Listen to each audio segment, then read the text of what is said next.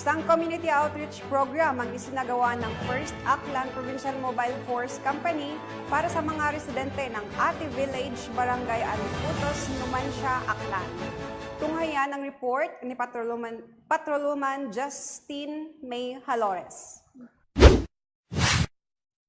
Nagsagawa ang mga tauhan ng 1st MP at 1st Aklan PMFC sa ilalim ng pamumuno ni Police Lieutenant Colonel Rogelio L. Tumagtang Jr.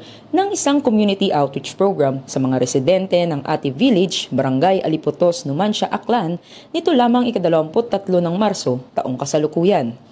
Kasama sa aktibidad ay ang mga mag-aaral, guro mula sa Bacau Norte Integrated School, Rotaract Club ng Kalibo at DSAC Kalibo. Sa nasabing outreach program, isinigawa ang pamimigay ng mga food packs at hygiene kits upang matugunan ang pangunahing pangangailangan ng mga residente. Bukod dito, nagkaroon din ng mga parlor games at reading activities upang magbigay ng saya at edukasyon sa mga bata. Isinagawa rin ang mga lecture tungkol sa RA 9262 o ang Violence Against Women and Children Act.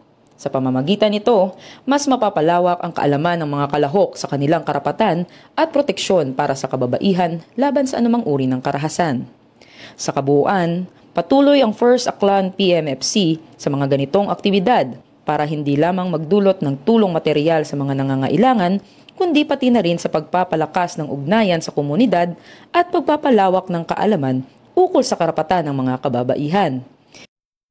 Mula rito, sa Police Regional Office 6, ako ang inyong PNN correspondent, Patrolwoman Justine May Halores, alagad ng batas, tagataguyod ng balitang pulis.